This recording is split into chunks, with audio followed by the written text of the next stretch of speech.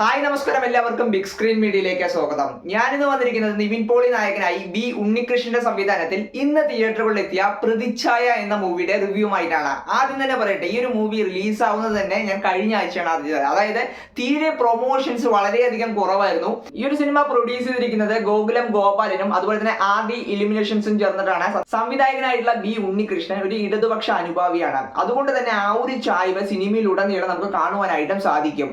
അപ്പൊ മുഴുവനായിട്ടും കോൺഗ്രസിന്റെ രീതിയിൽ കുറ്റം പറയാനും പറ്റില്ല. പിന്നെ ഞാൻ മുൻപ് പറഞ്ഞതുപോലെ തന്നെ കേരള രാഷ്ട്രീയത്തിൽ മുമ്പ് നടന്നിട്ടുള്ള കുറച്ച് കാര്യങ്ങൾ പുനരാവിഷ്കരിക്കാനായിട്ട് ബി ഉണ്ണികൃഷ്ണൻ ശ്രമിച്ചിട്ടുണ്ട്. അതായത് കോൺഗ്രസിന്റെ ഭരണകാലഘട്ടത്തിൽ ബാർക്കോഴ, അതുപോലെ തന്നെ മുഖ്യമന്ത്രി ആയിട്ടുണ്ടായിരുന്ന ഉമ്മൻചാണ്ടി സാറിന് നെറ്റിയിൽ കല്ലേറ് കിട്ടിയത് വൻ വിവാദമായിരുന്നു. അതെല്ലാം ഈ ഒരു ചിത്രത്തിൽ പുനരാവിഷ്കരിക്കുന്നുണ്ട്. സിനിമയുടെ റിലീസിന്റെ ഡേറ്റ് പോലും നമുക്ക് അറിയുന്നത് സത്യം പറഞ്ഞാൽ എനിക്ക് കഴിഞ്ഞ ആഴ്ചയായിരുന്നു. അതുപോലെ തന്നെ തിരക്ക് വളരെയധികം കുറവായിരുന്നു. ആകെ ഒരു പകുതിയോളം പോലും ആൾക്കാരെ ഈ ഒരു ചിത്രം കാണുവാനായിട്ട് ഉണ്ടായിരുന്നില്ല.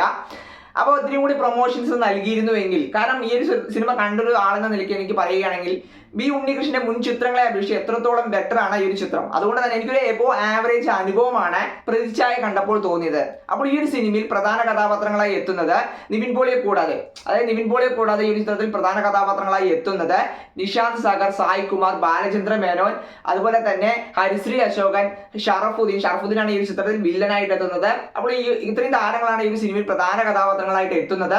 ഈ സിനിമയെ കുറിച്ച് പറയുകയാണെന്നുണ്ടെങ്കിൽ ആദ്യ പകുതി എനിക്കൊരു ആവറേജ് അനുഭവമായിട്ടാണ് തോന്നിയത്. ആദ്യ പകുതി ഏറ്റവും കൂടുതൽ സ്കോർ ചെയ്തത് ബാലചന്ദ്ര മേനോനായിരുന്നു. നിവിൻ പോളിക്ക് കാര്യമായിട്ടൊന്നും ആദ്യ പകുതിയിൽ ചെയ്യുവാനായിട്ട് ഉണ്ടായിരുന്നില്ല. കൂടുതലും ബാലചന്ദ്ര മേനോനാണ് ഈ സിനിമയുടെ ആദ്യ പകുതി മുന്നോട്ട് കൊണ്ടുപോയത്. അദ്ദേഹം മുഖ്യമന്ത്രിയായിട്ട് നല്ല രീതിയിൽ തന്നെ പെർഫോം ചെയ്തിട്ടുണ്ട്. അതുപോലെ തന്നെ ഈ ഒരു സിനിമയിൽ എടുത്തു പറയേണ്ട മറ്റൊരു കാര്യം ചിത്രത്തിന്റെ മേക്കിംഗ് ആണ്. ഈ ഉണ്ണികൃഷ്ണന്റെ സിനിമകളിൽ മേക്കിംഗ് അത്യാവശ്യം നന്നാവാറുണ്ട്. അത് ഈ ഒരു സിനിമയിലും അങ്ങനെ തന്നെയാണ്. സ്റ്റോറി വൈസ് നോക്കിയാൽ ഒരു ആവറേജ് ആയിട്ട് തോന്നുമെങ്കിലും മേക്കിംഗിൽ നല്ല രീതിയിൽ അദ്ദേഹം മേക്ക് ചെയ്ത് വെച്ചിട്ടുണ്ട്. അതുപോലെ തന്നെ നല്ല രീതിയിൽ ബഡ്ജറ്റ് ഈ ഒരു സിനിമയ്ക്കുണ്ട്. അത് നമുക്ക് സിനിമ കാണുമ്പോൾ തന്നെ മനസ്സിലാവുന്നുമുണ്ട്. കോർപ്പറേറ്റ് ക്രിമിനലുകൾ മാധ്യമ പ്രവർത്തനം തുടങ്ങിയാൽ എന്തൊക്കെയാണ് സംഭവിക്കുക എന്ന് പച്ചയ്ക്ക് തന്നെ ബി ഉണ്ണികൃഷ്ണൻ ഇതിൽ പറഞ്ഞിട്ടുണ്ട്. അതായത് മാധ്യമ പ്രവർത്തനം ഒരു മാമാ പ്രവർത്തനം, അതായത് അത്രത്തോളം അധംപതിച്ചു എന്ന് ഈ ഒരു സിനിമയിലൂടെ നമുക്ക് കാണിച്ചു തരികയാണ് ബി ഉണ്ണികൃഷ്ണൻ. പിന്നെ വില്ലനായിട്ട് എത്തിയ ഷറഫുദ്ദീൻ എനിക്ക് വലിയൊരു ഇമ്പാക്ട് ചിത്രത്തിൽ ഉണ്ടാക്കിയതായിട്ട് തോന്നിയില്ല. ഒരു ആവറേജ് പ്രകടനം മാത്രമായിരുന്നു ഉണ്ടായിരുന്നത്. അതുപോലെ തന്നെ സായ് കുമാറിനും വലിയ റോളൊന്നും ഉണ്ടായിരുന്നില്ല.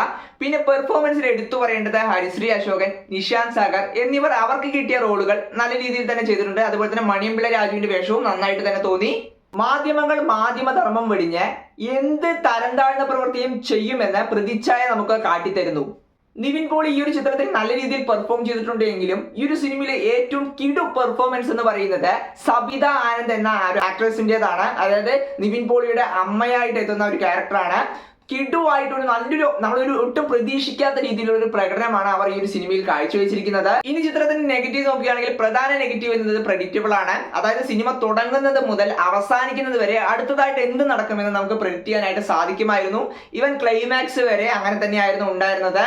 പിന്നെ അതുപോലെ തന്നെ സിനിമയുടെ ദൈർഘ്യമാണ് മറ്റൊരു നെഗറ്റീവായിട്ട് എനിക്ക് തോന്നിയത്. 2 മണിക്കൂറും 40 മിനിറ്റുമാണ് ചിത്രത്തിന്റെ ദൈർഘ്യം. ഒരുപാട് സീനുകൾ കട്ട് ചെയ്യാമായിരുന്നു. അനാവശ്യമായിട്ടുള്ള ഒരുപാട് സീനുകൾ ചിത്രത്തിൽ ഉണ്ടായിരുന്നു.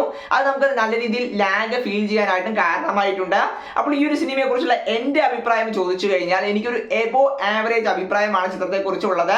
നിവിൻ പോളിയുടെ മുൻ ചിത്രമായിട്ടുള്ള ബേബികളൊക്കെ കമ്പയർ ചെയ്യുമ്പോൾ നല്ലൊരു സിനിമയായിട്ടാണ് തോന്നിയത്. അതുപോലെ തന്നെ ഈ ഉണ്ണികൃഷ്ണന്റെ മുൻ ചിത്രങ്ങളെ കമ്പയർ ചെയ്യുമ്പോഴും ഈ ഒരു സിനിമ നല്ലൊരു സിനിമാനുഭവം തന്നെയായിട്ടാണ് എനിക്ക് തോന്നിയത്.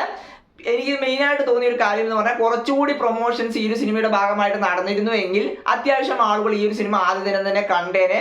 കാരണം ഞാൻ പോയ തിയേറ്ററിൽ പകുതിയോളം ആളുകൾ മാത്രമാണ് ഉണ്ടായിരുന്നത്. ശരിക്കും പറഞ്ഞാൽ അത്യാവശ്യം ആളുകളോടുകൂടി കാണുകയായിട്ട് ഉണ്ടായിരുന്നെങ്കിൽ കുറച്ചുകൂടി മികച്ചൊരു സിനിമാനുഭവമായിട്ട് മാറാനായിട്ട് ഈ ഒരു സിനിമയ്ക്ക് സാധിക്കുമായിരുന്നു. അപ്പോൾ ഇത്രയുമാണ് എനിക്ക് ഈ ഒരു സിനിമയെ കുറിച്ച് പറയാനുള്ളത്. അപ്പോൾ ഈ ഒരു സിനിമ കണ്ടിട്ട് നിങ്ങളുടെ അഭിപ്രായം എന്താണെന്നുള്ളത് തീർച്ചയായും കമന്റ് ബോക്സിൽ രേഖപ്പെടുത്തുക. അപ്പോൾ ഇത്രയുള്ള ഫ്രണ്ട്സ്, ഇതുപോലൊരു ഇൻട്രസ്റ്റിംഗ് ആയിട്ടൊരു വീഡിയോ ആയി കാണാം. ബൈ.